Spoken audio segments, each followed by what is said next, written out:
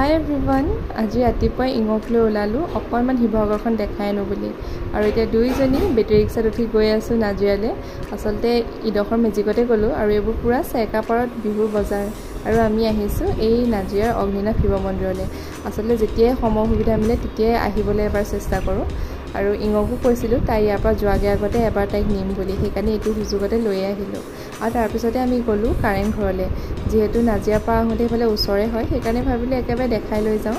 আৰু গোটেইখিনি দেখালোঁ। আৰু ওপৰৰ পৰা এই আহোম ৰাজা প্লেচ দেখিবলৈ ইমান ধুনীয়া লাগে নহয়নে? আৰু তাই মোক সুধিছিলে জানেনে, এইবোৰ ইটাবোৰ ইমান চেপেটা চেপেটা কিয়? তাইক মই ক'লোঁ এইবোৰ আচলতে এতিয়া নহয়, ৰজা দিনৰে হয়। আৰু এইফালে মাহী আহিছে গুৱাহাটীৰ পৰা, মাহীকো আনিলোঁ। মাহী অনাৰ পাছতে ভণ্টি আমি গোটেইখিনি আকৌ সৰু সুৰা বজাৰ কৰিবলৈ বুলি ওলাই গ'লোঁ। ইনেও বস্তু দুটামান ল'লে। বাকী আজি আমাৰ দিনটো এনেকৈ গ'ল, ফুৰিলোঁ খালোঁ বিহু বজাৰ কৰিলোঁ। মাহীয়ে বিহু বুলি কিবা এটা দিলে দেই। বাকী আজিলৈ আহিছোঁ, বাই বাই।